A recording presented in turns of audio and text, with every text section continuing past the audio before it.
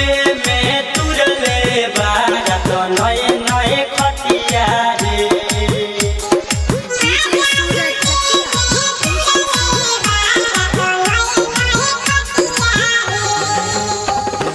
दिले बादर दयसन बाल भर हवे गुण जतिया रे।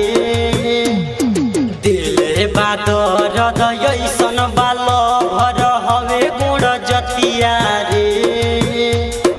माजा लूटे में तुरले बारा तो नए नए खटिया रे।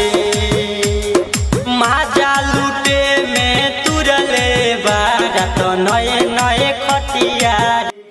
तो नमस्कार दोस्तों, फिर से स्वागत करता हूँ एक बार पल्लवी म्यूजिक प्रेजेंट में। तो आप लोग आज हमें लाइव देख करके शायद पहचानते होंगे या नहीं पहचानते होंगे।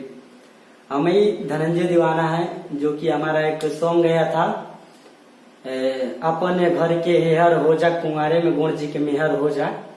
तो वो गाने का दुलार प्यार आशीर्वाद आप लोग बहुत बढ़िया दिए कि 6000 व्यू पहुंच गया है। और ये भी बहुत जबरदस्त गुण जी पे आ रहा है। ये भी गाना लग रहा है कि आप लोग ट्रेंडिंग में पहुंचा देंगे और दुलार प्यार आशीर्वाद देंगे।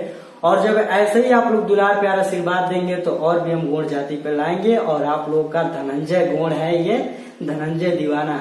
और मेरा खुद का स्टूडियो है, जिन भाई को रिकॉर्डिंग कराना है तो आ सकते हैं, कम से कम चार्ज में हो जाएगा रिकॉर्डिंग। तो देखते हैं इस गाने का कितना आप लोग दुलार प्यार सपोर्ट करते हैं। फिर ये गाना फुल मैं ला दूंगा इस चैनल पे। तो चलिए आज के लिए इतना ही, मिलते हैं नेक्स्ट वीडियो में। तब तक के लिए बाय, जय हिंद, जय भारत।